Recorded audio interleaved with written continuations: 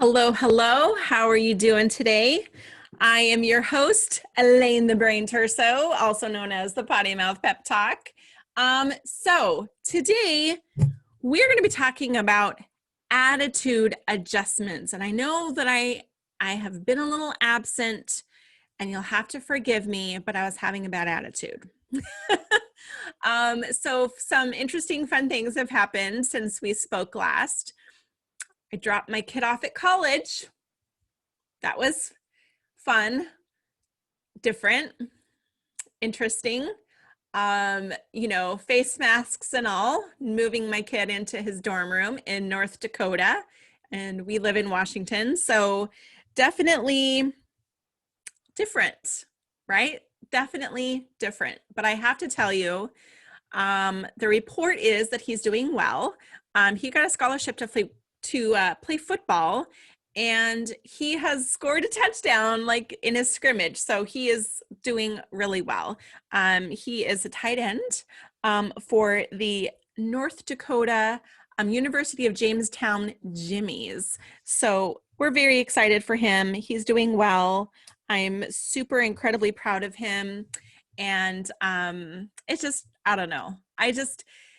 It's funny. And the whole reason I'm telling you this, there's kind of a long version of this, but a little over a year ago, July of 2019, I went on a retreat, and I chose to go to this retreat with my friend who was running it. And he was at the time moving across the country and was like, this was his last hurrah. Like literally all of his stuff was packed in a trailer. And as soon as he was done with the retreat, he was heading on his road trip across to the East Coast. I chose to go on this retreat because I felt like I needed an attitude adjustment, right? And the funny thing is, when before I became a mentor for small business owners, before I became like an official photographer that I recently retired from, I would joke when I worked at my I was a property manager, and I was good at it, but I hated it. And I would joke when I was having a bad day. I would say, I need to go get an attitude adjustment. And they were the Hershey pies from Burger King. I would call that my attitude adjustment. And because I was using food as a way to cope with stress, right? That's what I did. And there's nothing wrong with that. I'm just saying it's probably not the healthiest option. But if you're like, I need to have a piece of candy, or I need a glass of wine, or I need to go for a walk, whatever you need to do to adjust your attitude, you figure out what works for you. For me at the time, it was a Hershey pie. It's no longer, but that's what it was. So an attitude adjustment. So when I think about attitude adjustments, I think back to when I went on this retreat. And I think back to my experience of just going somewhere where I didn't really have to do anything. It was so lovely. And yes, we did activities, and yes, but we had like downtime. We went to the beach, which was right on the freaking ocean. It was the ocean, it was there, and it was beautiful, and it was so lovely. It was so lovely. And so I know right now going on a retreat is really kind of, we are kind of still in this state of a pandemic as I record this. And so going on a retreat, I don't know when we're going to get to do that again. But I will tell you that doing so really helped me change my attitude. And so if you find yourself having a shitty attitude, there are some things that I think can be of service to you, to be of some sort of help to you. One of the things that I learned, I was reading this book I was listening to this book called The Power. And it's through the same author, Rhonda Bryn, maybe. I could probably be pronouncing that incorrectly, but it's the same author who wrote The Secret. And way back, you know, Oprah's book club, The Secret kind of thing. Same author. And it's called The Power. And I was listening to this book on Audible, and I, at the time, was very much paying a lot of attention to someone else's attitude, not my own. But I was really honed in that someone in my life had a bad attitude. And I was hell-bent on, I was going to confront them, and I was going to tell them that they need to change their ways. And I like, if I'm lying, may God strike me with lightning right now. This literally happened. So I'm listening and I'm thinking to myself, I'm driving and I'm thinking to myself, I'm going to tell them today that they need to change their attitude. And I pressed pause on listening and I started having this out loud conversation. And what I was going to say. I was practicing, I was getting riled up. I pressed play, and the next words that came out of her mouth were that you cannot change anyone else. And I was a little taken aback because, one, how does this woman know what I'm thinking right now? How does she know that I'm like prepping my pep talk on what I'm going to say? How does she know? Like, what the F, right? It totally threw me for surprise. And so I had learned at that moment that I could not change anyone else. That what I wanted, I needed to change in myself. So, you know, the quote, be the change you want to see in the world, same principle. If you want someone in your life to be kinder, you have to practice kindness. If you want someone else in your life, on your team, relationships, your kids, whatever, whoever is in your life, if you want them to be more productive, if you want them to be nicer, if you want them to be more romantic, if you want them to be not such an asshole, right? You have to first embody that trait that you are looking for someone else to have. Whatever it is that you want to change in them, you must change in yourself. Whoa, right? Like bomb going off, because that just, to me, I didn't think that was right. And I was not very happy. And I may have sworn a little bit because I definitely didn't feel like, why should I have to change? They're the ones that have to change. Why do I have to change? The universe is a bitch. I'm just going to tell you that right now. And you probably know, you know that the universe is kind of a bitch. We can pretend that she's not, but she is, right? She is. And so one of the things that I learned throughout all of this, right, was that I had to be the one to change. I am the one in control of my behavior. I am not in control of anyone else's behavior. I'm not, right? Including my children. My job as a parent is to teach them how to be a civilized human in the world, but I can't control them.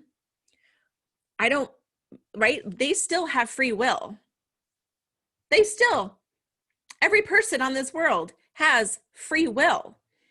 So what we're taught, we still get to decide if we're going to do what we're taught or if we're going to go against the grain and do the complete opposite. Rebellion at its finest. Am I right? So we can teach our kids right from wrong, but they still have free will. Just like you have free will. Everyone on this planet has free will, and therefore you are not in control of anyone else's behavior. And I know that you have heard this before, but who are you responsible for? Whose emotions can you control? Whose responses can you control? Yours. No one else's. Just yours. Just yours.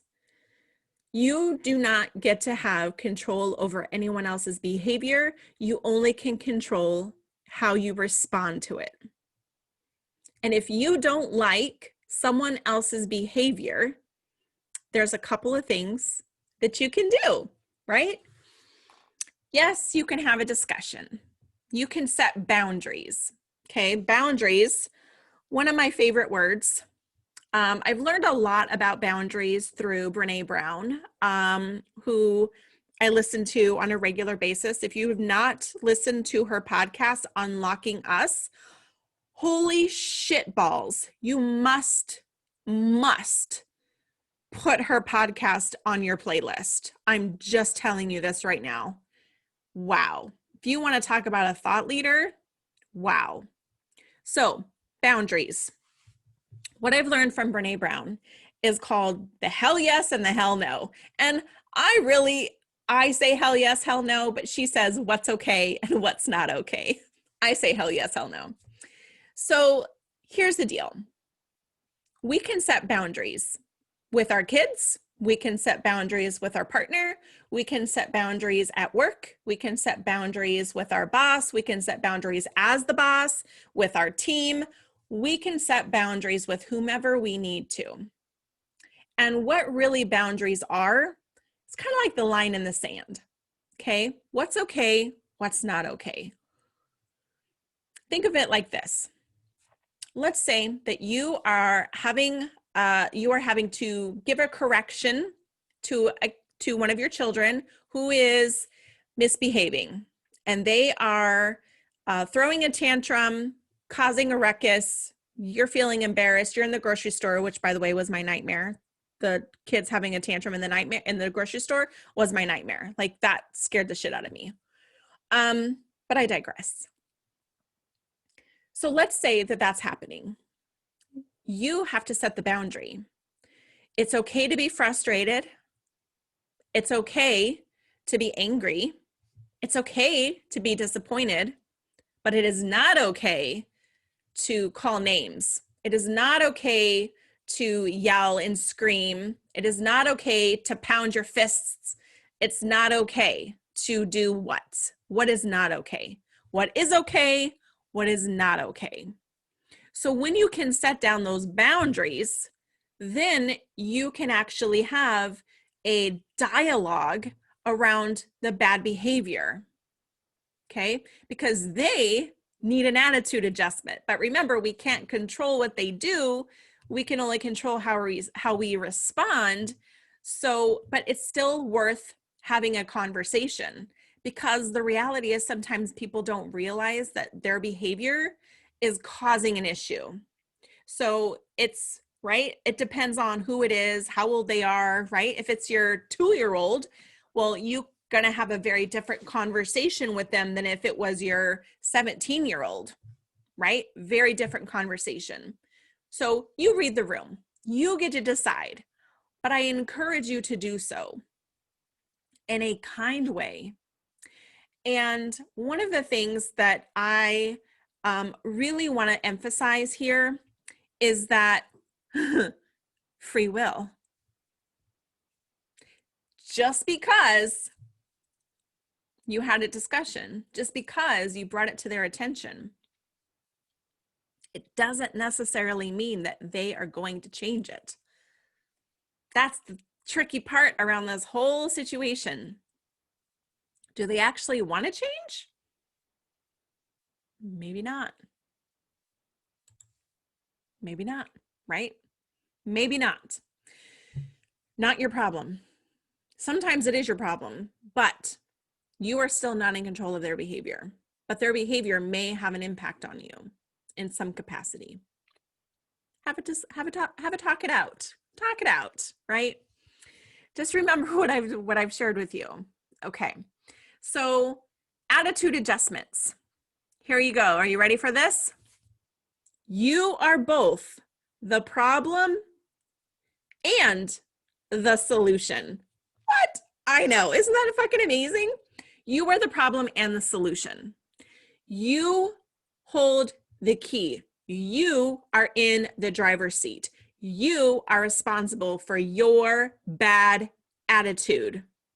You are responsible for your abundance attitude. You are responsible for your positive attitude. You are responsible for shitty attitudes. You are the problem and the solution. Plain and simple. Plain and simple. Okay? So, you are in the driver's seat. You are in control of the destination. You are responsible for how your reactions to the asshole that cuts you off. You have a choice whether or not you're going to flip them off, whether or not you're going to speed up behind them and be an asshole back. Just remember, you don't know what they're going through. What if they have an emergency in the car and they're trying to hurry the fuck up and get to the hospital? You don't know. You don't know. So what if you changed your attitude to remind yourself that what if people are doing the best they can? What if they are doing the very best that they can? How does that change your attitude towards them? If you figure out that they're doing the absolute best they can and it is still not good enough in your eyes, maybe the problem is you, right? Ugh. Nobody wants to be the problem, but you are. You are, right? So here's some things that I recommend. I'm going to get into some tips.